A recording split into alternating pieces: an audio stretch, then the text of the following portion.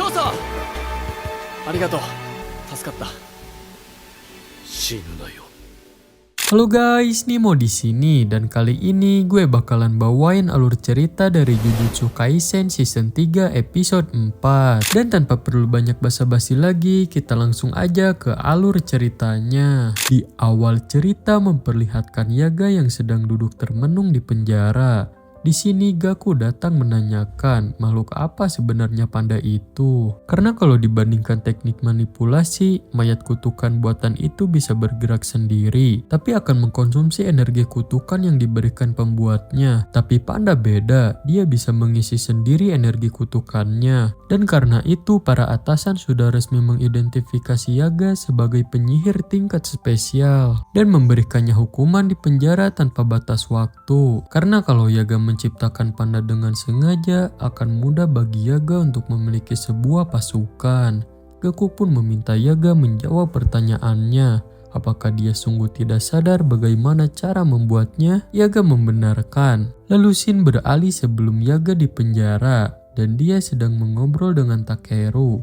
Di sini Takeru menyampaikan kalau semuanya khawatir dengan Yaga karena Yaga terlihat seperti sakit. Yaga membalas, benarkah? Dan itulah kenapa Takeru mengatakan kepada yang lain akan menghibur Yaga karena Yaga tidak enak badan. Terus nanya kalau Takeru sendiri jenius kan? Sambil mengusapnya Yaga membenarkan. Lalu Yaga pun meminta maaf karena dia tidak akan kembali untuk sementara waktu dan meminta Takeru sampaikan kepada semuanya. Takeru pun nanya apakah perjalanan bisnis? Yaga membenarkan, tapi perjalanan bisnisnya sangat lama. Dan Yaga nyuruh Takeru jangan khawatir, karena hutan ini dilindungi Tengen.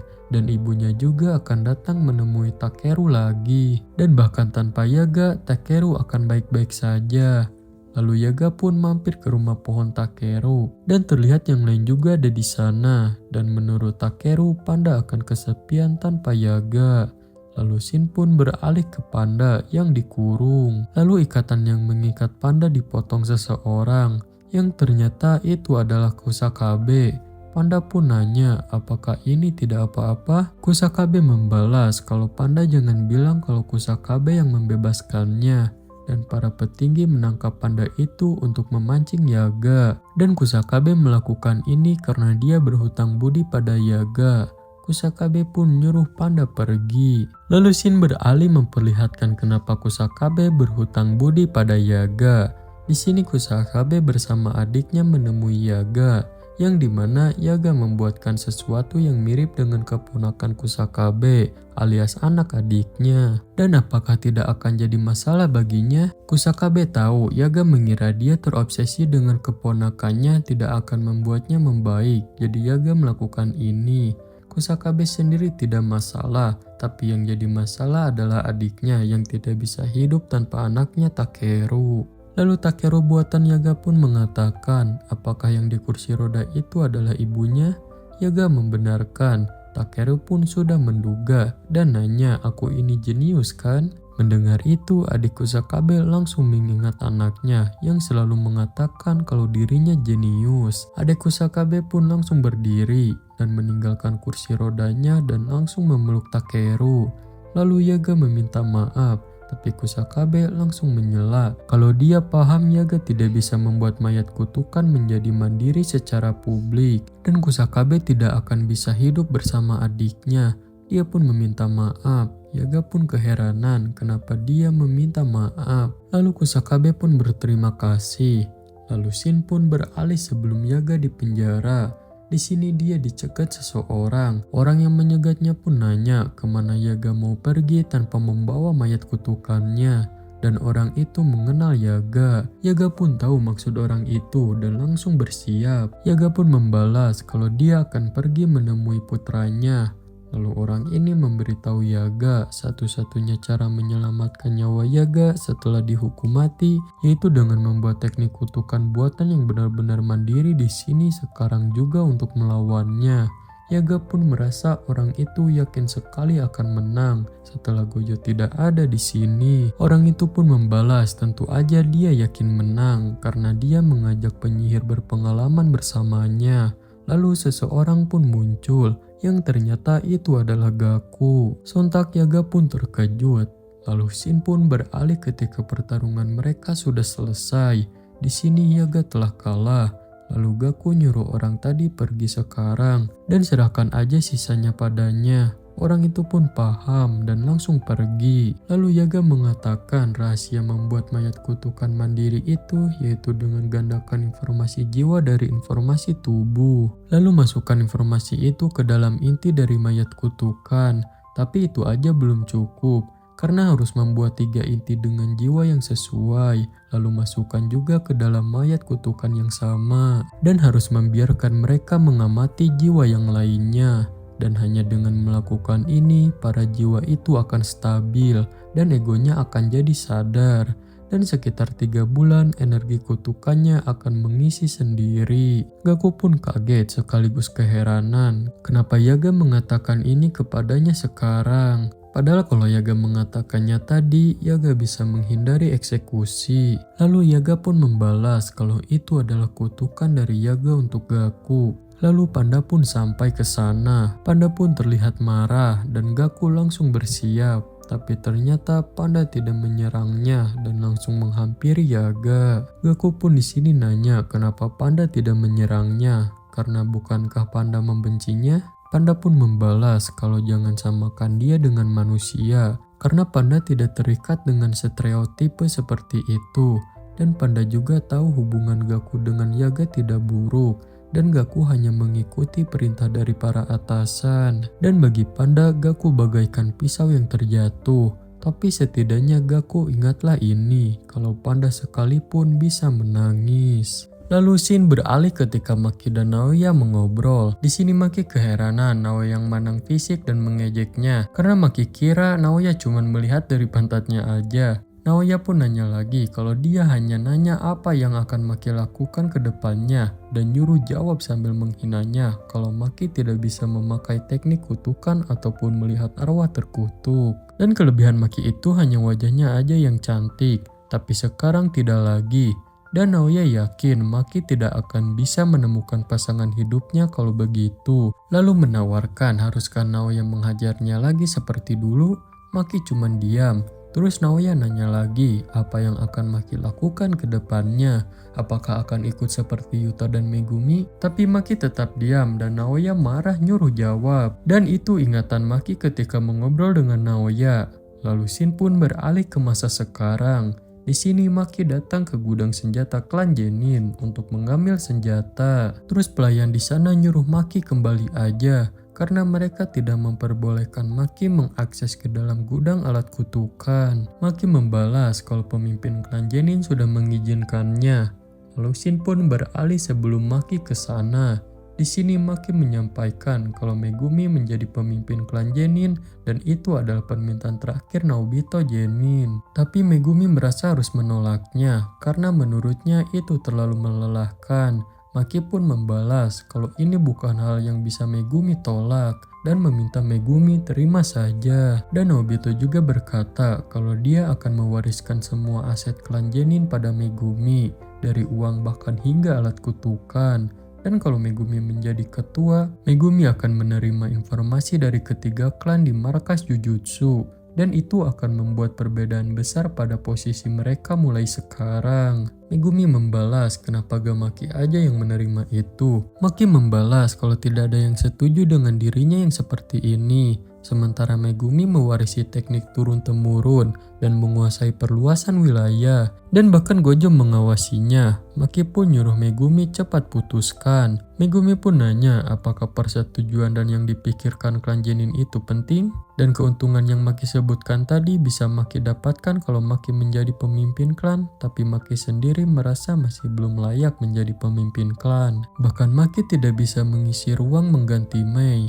Megumi pun sekarang paham. Balik lagi ke masa sekarang, di sini si pelayan tadi berteriak nyuruh Maki kembali ketika terus berjalan ke gudang. Si pelayan pun keheranan kenapa selalu begini dan dia ingin sekali aja dalam hidupnya membuatnya bangga kepada Maki. Lalu Maki pun sampai di depan gudang dan membuka gudang itu. Dan pas dibuka Maki terkejut karena ada ayahnya di sana. Ayahnya pun mengatakan kalau di sini tidak ada alat kutukan karena Ayah Maki sudah tahu rencananya. Jadi Ayah Maki membuang semua alat kutukannya dan terlihat Mai ada di sana dalam keadaan sekarat. Mai pun nanya kenapa Maki kesini. Maki pun jelas kaget melihatnya. Lalu Shin beralih ke Naoya dan Jinichi yang sedang mengobrol. Di sini Jinichi sudah merencanakan sesuatu dan seharusnya dia mengatakan pada Naoya lebih awal. Tapi menurut Jinichi di sini dia terlalu terburu-buru dan Jinichi tidak meragukan lagi kalau Megumi lebih baik dari Naoya. Tapi Naoya tidak terima dengan itu. Jinichi menjelaskan kalau ada banyak orang yang mendukung Megumi dan menurutnya ini adalah kesempatan bagi mereka memperbaiki hubungan dengan klan Gojo. Tapi mereka juga tidak bisa langsung setuju dengan menyerahkan semua aset klan Genin kepada Megumi. Naoya pun nanya kalau gitu kenapa mereka terlambat bertindak. Jinichi menjelaskan kalau Megumi sudah menjalin hubungan baik dengan klan Gojo dan juga dengan Noritoshi Kamo, ketua generasi selanjutnya klan Kamo. Dan kalau mereka membunuh Megumi tanpa alasan, itu hanya akan memperburuk posisi mereka di antara klan yang lain. Dan mereka akan tertinggal jauh dalam perebutan kekuatan. Naoya pun paham itu, tapi yang membuatnya heran kenapa mereka mengambil tindakannya sekarang. Jinichi nanya apakah Naoya tidak memperhatikan peringatan dari markas Jujutsu yang dimana Gojo telah dikeluarkan secara permanen dari dunia Jujutsu karena Gojo dianggap sebagai komplotan dalam insiden Shibuya dan membuka segel Gojo akan dianggap sebagai tindakan kriminal. Jadi tidak mungkin juga mereka tidak memanfaatkan kesempatan ini. Jadi itulah kenapa mereka bergerak sekarang. Jadi dengan kesempatan ini mereka bisa mengeksekusi Megumi, Maki, dan Mai. Tapi dengan alasan mereka sudah bersekongkol untuk membebaskan Gojo. Naoya pun tertawa karena Ougi akan membunuh putrinya sendiri. Dan menurutnya pasti akan memberinya kredibilitas lebih. Jinichi menambahkan, dan dengan begitu kepercayaan markas Jujutsu pada klan mereka akan jadi kuat. Tapi yang membuat Naoya penasaran apakah Ougi setuju membunuh anak-anaknya sendiri?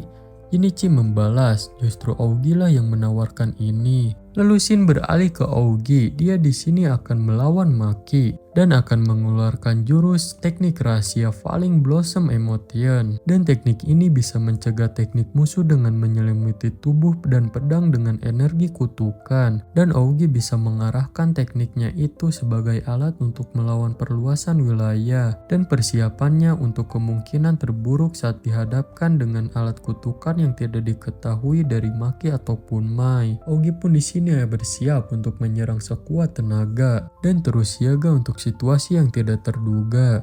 Lalu Maki mengeluarkan alat kutukannya yang merupakan karya emas Kumiya Jojo alat kutukan Kill. Dan alat ini bisa menyerap benturan dari energi kutukan pada mata pedang pisaunya dan membatalkannya sesuai keinginan sang pengguna. Dan Maki akan memanfaatkan bahwa musuhnya tidak tahu akan kemampuan alat kutukannya ini. Dan Maki akan pura-pura menantang ayahnya itu dalam adu pedang. Dan setelah serangan kedua atau ketiga, Maki akan membunuhnya. Terus Ougi mengatakan apakah Maki tahu kenapa kakak Ougi yang terpilih jadi pemimpin klan dan bukannya Ougi? Maki membalas karena Ougi bajingan yang tidak keberatan membunuh anaknya sendiri, bukan? Lalu Ougi pun menyerang, tapi berhasil Maki tangkis. Lalu Maki melakukan serangan balik sampai mematahkan pedang Ougi. Ougi pun terkejut, Maki pun langsung pergi ke belakang Ougi. Tapi Ougi dengan cepat menyerang lagi dengan kakinya, lalu menebas Maki. Maki pun keheranan, padahal pedangnya tadi sudah dia tebas. Tapi bagaimana bisa tumbuh? Lalu Ougi pun mengatakan kalau dirinya tidak bisa menjadi pemimpin klan karena Maki dan Mai menurutnya adalah sebuah kegagalan. Lalu Ougi menjelaskan kalau Maki mematahkan pedang dan menilai kalau jarak mereka akan lebih dekat, tapi Maki melangkah terlalu dalam dan itulah kenapa Maki sebuah kegagalan. Maki pun membalas kalau dirinya adalah penyihir Jujutsu, bukan pendekar pedang. Ougi keheranan kenapa sebuah kegagalan seperti Maki menilainya dengan standar Maki, dan menurutnya itu menggelikan. Dan ternyata di sini Maki telah kalah dan diseret ke suatu tempat oleh Ougi. Terus di perjalanan Aogi terus menegaskan kalau dia tidak bisa menjadi ketua klan karena mereka berdua. Dan teknik kutukan kakaknya baru aja dikembangkan dan mau itu kebetulan ataupun tidak bukanlah inti permasalahannya. Dan Aogi tidak pernah tertinggal dari kakaknya sebagai penyihir kecuali satu hal, yaitu kemampuan anak-anaknya. Dan menurutnya anak-anak seharusnya tidak boleh menghambat orang tua mereka.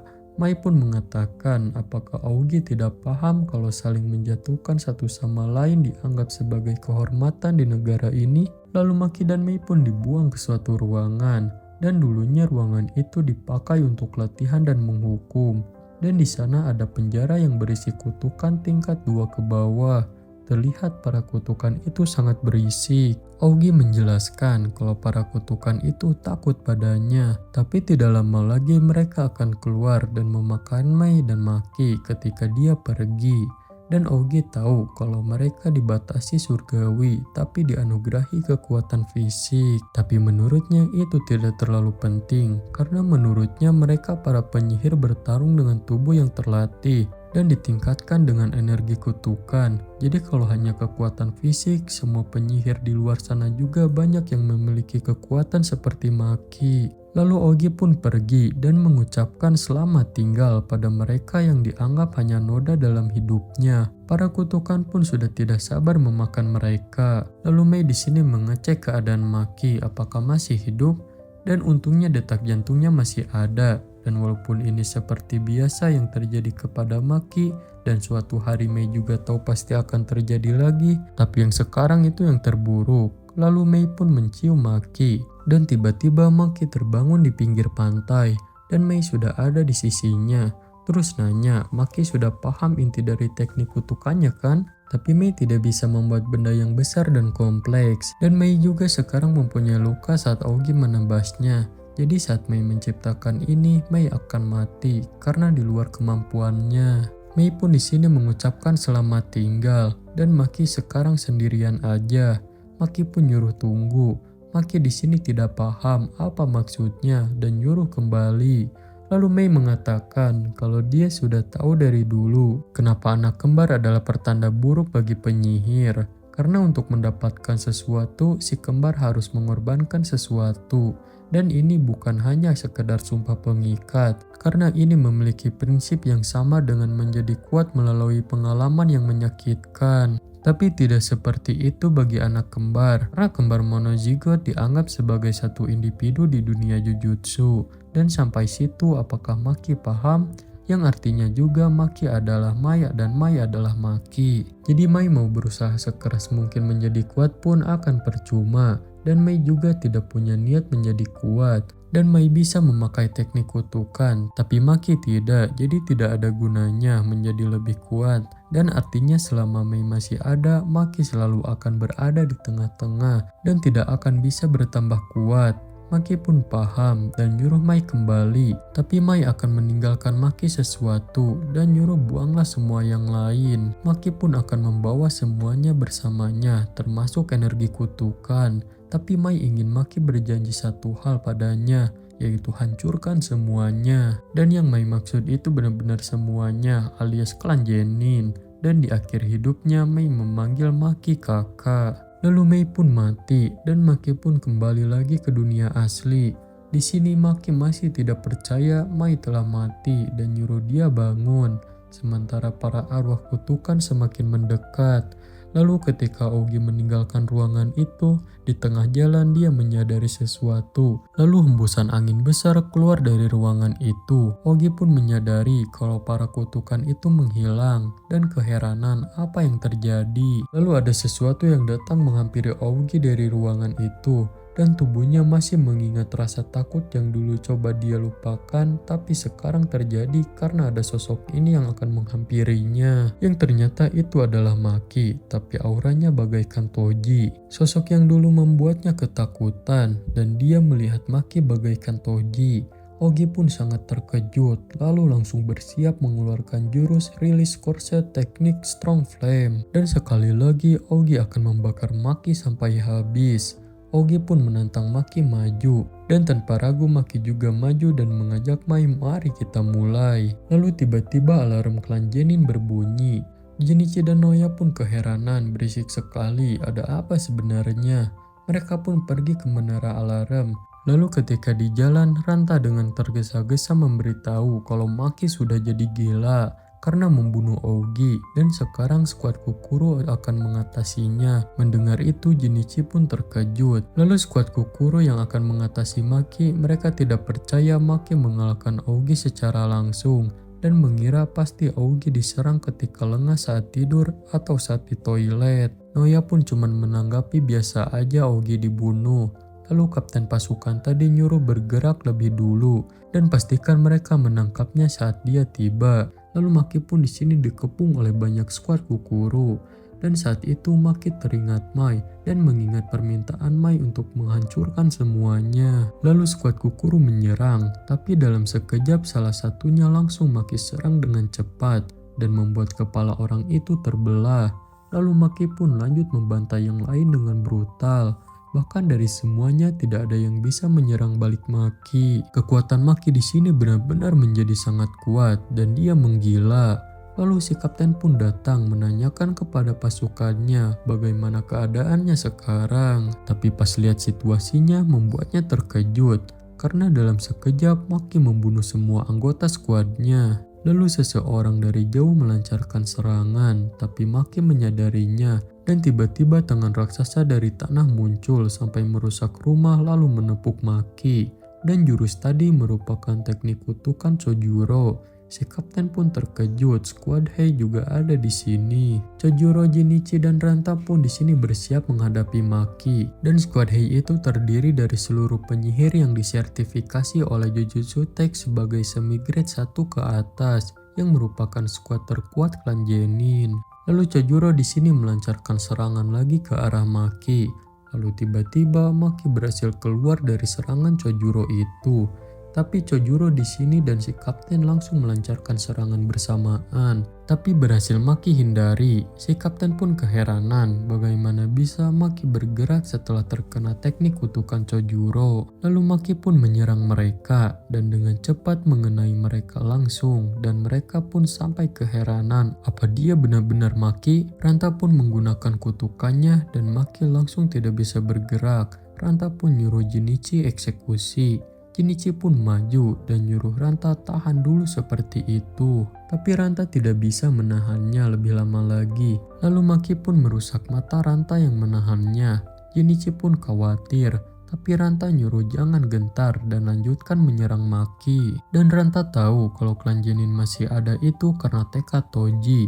Dan Jinichi juga pasti menyadarinya kalau Maki telah menjadi sama seperti Toji. Ranta pun terus menahannya meskipun matanya terluka parah. Dan Ranta pun nyuruh Jinichi bunuh Maki sekarang juga. Lalu Jinichi pun menyerang Maki, tapi Maki masih santai aja. Serangan dahsyat bertubi-tubi Jinichi pun dilancarkan sampai menghancurkan tempat di sana. Ranta pun dengan matanya yang terluka dan tidak bisa melihat lagi, senang Jinichi berhasil mengeksekusinya. Dan dari balik bayangan seseorang muncul yang ternyata Jinichi kalah dan Maki memenggal kepala Jinichi. Ranta pun di sini mati, tapi dengan mengira Jinichi lah yang menang. Lalu Noya pun datang menghampiri Maki, terus mengatakan kepada Maki apakah dia tidak punya hati. Maki membalas, tidak, karena dia sudah mengambilnya.